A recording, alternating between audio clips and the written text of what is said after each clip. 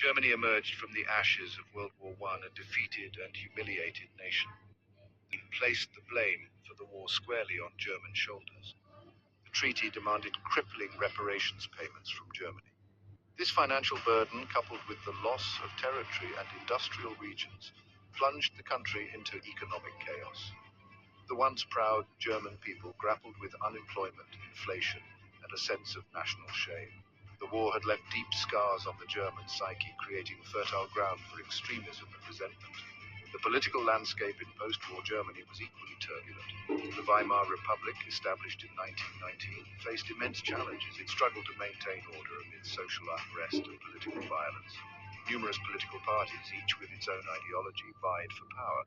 The political instability further exacerbated the economic crisis, leaving many Germans feeling disillusioned and desperate for a strong leader. The stage was set for a charismatic figure to exploit the nation's vulnerabilities and offer a path to redemption. Adolf Hitler's early life was marked by disappointment and a search for purpose. Born in Austria in 1889, Hitler dreamed of becoming an artist.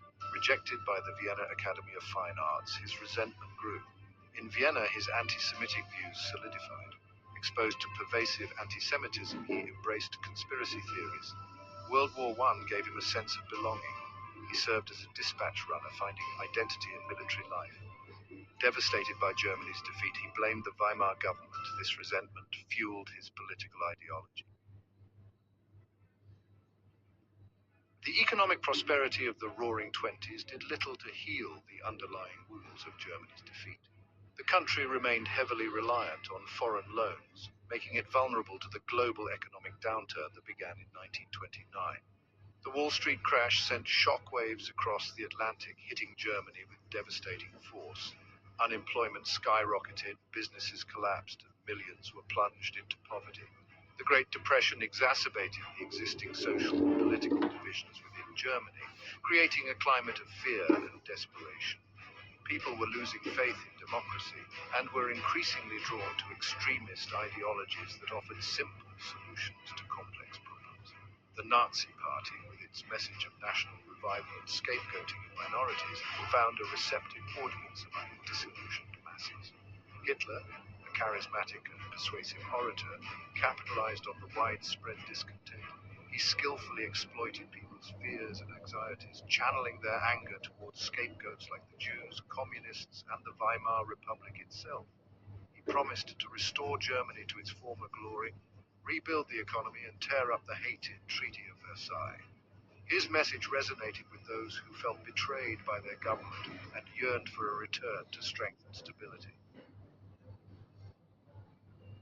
Voice for the voiceless. The Nazi Party's rise to prominence. The Nazi Party, initially a fringe group, exploited the Great Depression to gain support. Hitler presented the Nazis as the solution to Germany's woes. They offered nationalism, anti-Semitism, and economic recovery. The Nazis used propaganda to spread their message widely. They appealed to emotions with simple slogans and powerful imagery. The SA intimidated opponents and created fear. The SA disrupted meetings and suppressed dissent. This violence hindered democratic institutions. The Weimar Republic was ill-equipped to handle the Nazi threat. Chancellor's grip, Hitler's ascent, and the Enabling Act. By 1933, the Nazi Party had become the largest party in the German parliament, the Reichstag. Through a combination of political maneuvering, intimidation, and the exploitation of existing divisions within the government, Hitler was appointed Chancellor of Germany on January 30th, 1933. This appointment, seemingly within the framework of the democratic system, marked a turning point in German history. Hitler, now in a position of power, moved swiftly to consolidate his control and eliminate any opposition. A fire that destroyed the Reichstag building in February 1933, blamed on the communists, provided Hitler with the pretext to suspend civil liberties and crack down on his political opponents. The Enabling Act, passed by the Reichstag in March 1933, effectively gave Hitler dictatorial power. This act allowed the government to enact laws without the consent of the Reichstag, effectively dismantling the Weimar Republic and establishing a one-party state under Nazi control. With the Enabling Act in place, Hitler was free to implement his radical agenda, transforming Germany into a totalitarian state and setting the stage for the horrors to come. A dark turn, the horrors of Hitler's reign. Hitler's rule devastated Germany and the world. He eliminated opposition, banned political parties, and established a totalitarian state. The Gestapo silenced dissent, spreading fear. Hitler's racial purity ideology led to the persecution of Jews, Roma, and others. Kristallnacht in 1938 marked a turning point towards the Holocaust. Hitler's aggressive policies led to World War II and the Holocaust. Remembering the past, shaping the future. Lessons from Hitler's rise. The rise and rule of Adolf Hitler stands as a stark warning from history, reminding us of the fragility of democracy and the devastating consequences of unchecked hatred and intolerance.